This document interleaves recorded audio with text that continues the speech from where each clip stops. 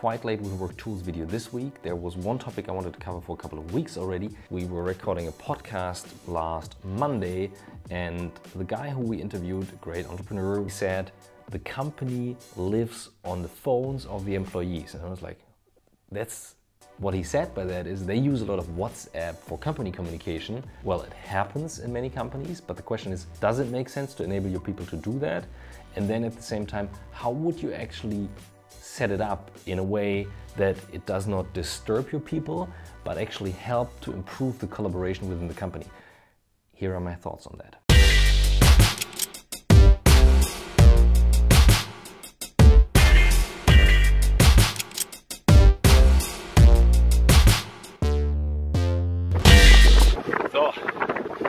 To me, a company is nothing more or less than a bunch of people communicating and ideally working in the same direction towards one goal, ideally. Anything that improves communication, which can be written, read, talking, listening, communication, is a good thing. So any tool that does that is a good tool. Considering, for example, email as the largest communication tool on the planet with like 2.6 billion active user accounts and 270 billion messages every day, it's a quite slow communication tool because you have to think of a subject, structure the email to make it look nice. You have an email footer quite often. You have to type, and writing is usually much slower than reading. You read 4 times faster than you actually type. All right, WhatsApp, they have now 1.2 billion active users. That's quite a big amount as well, and sending 200 billion messages every day. Keep in mind that the email is like 30 years old or 30 plus years old, and WhatsApp is only 8 years old. So that's tremendous growth.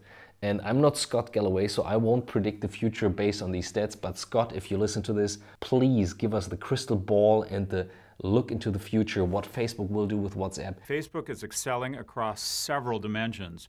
The tech giant leads competitors in revenue growth with a 50% increase. And I hope one day you can pay for it and use it for collaboration, and then also have like actual data privacy policy terms, which you don't have at the moment for the EU. Keep that in mind. Anything we share here is an idea of how you could do it. I'm not saying you should do it. What I love about WhatsApp is, let me actually show you what I'm seeing.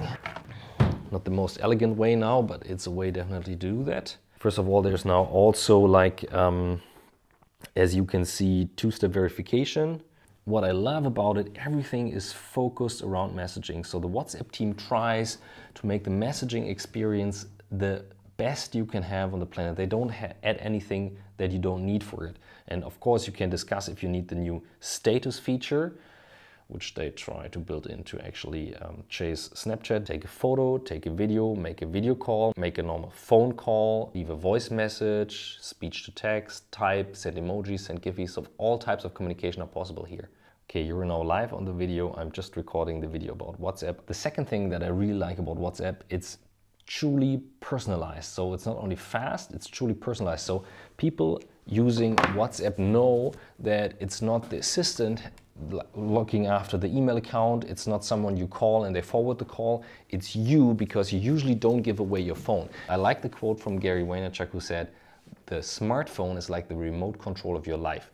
You won't leave your life remote control at home. I love that. And he's absolutely right. So people are attached to that. So you have a direct channel to person. And that's a big advantage compared to any other channel like emails or Slack or anything that is usually work related. Number 3, I like that a lot of stuff within WhatsApp is about transparency. Usually when you set up a group with your friends, for example, you have a group and you communicate and everyone sees what they're thinking or what they're doing. How would you then set it up in a proper way to work with WhatsApp? And I think there are 5 things you should keep in mind. There are probably more, but these are the 5 things I would recommend. Number 1, you need ground rules. Only use it, as I said, for fast track communication. So anything within, let's say, half an hour, at latest an hour, definitely need the okay from everyone if they want to have a group like that and if they want to share the stuff within the group, because it can be very annoying. As I said, WhatsApp is a very personal communication channel. So some people would say, okay, this is crossing a line.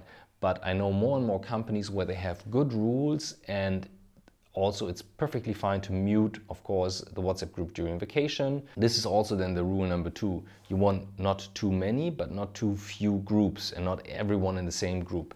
If you have one group with everyone in there, you need clear rules for what you use the group with everyone in for. Usually it needs to be moderated and very clear in communication. Rule of thumb, 5 people in a group is a good number.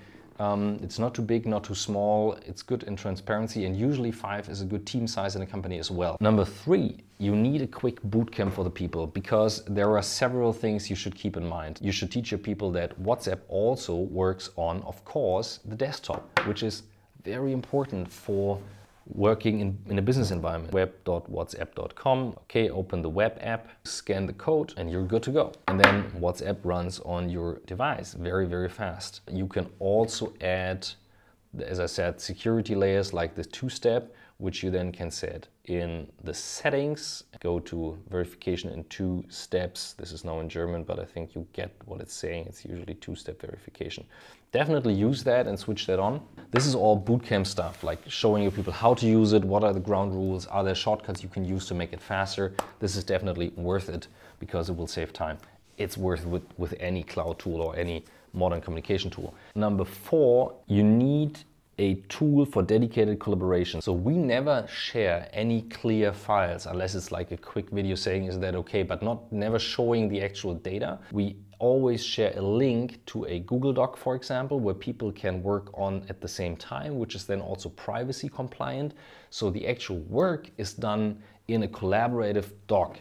So for example, here, this document, several people working on that. Moritz gave his feedback here. The autofocus is so slow. And I can now reply, okay. I can see it in the comments up here. So it's a very structured document. Number 5, you definitely need to know the limitations of WhatsApp. So you cannot make group phone calls, group video calls. It's not privacy compliant in the EU at the moment. That's a big issue. You cannot have an Active Directory and you cannot connect it to the business account. The future, how will the future look like? There could be an option that WhatsApp becomes a business tool like WeChat, where you can do in China payment, you do all the private communication about it, you have business groups that you can log on, log off to, you can send gifts, and. So it's a very powerful app. In China, WeChat is the dominating tool for communication. There are people using emails, but the people I know, and many of the Chinese people, 600-700, check the numbers, 818 million monthly active users. This is November 2016. That's a lot. WhatsApp is less innovative than that, or you can say more focused than that, because they focus on the pure communication and keeping it very simple to make it very fast. I love that. I would say in the future, it could become a very helpful tool to be an add-on to email, a faster communication track than Slack. If you have a setup where you work with a lot of freelancers, with a lot of people that log on, log off, or not from one corporation, but many, which will happen in the future more and more often, then this is definitely a way to go and improve that. As I said in the very beginning, this is not covering security or privacy issues. As you know, WhatsApp is owned by Facebook. Not a tech deep dive here, but I still hope it was helpful to you. And if you didn't do so already, please subscribe. I would appreciate that a lot and be thrilled if you do so, and give it a like. And I see you next week. Thanks for watching.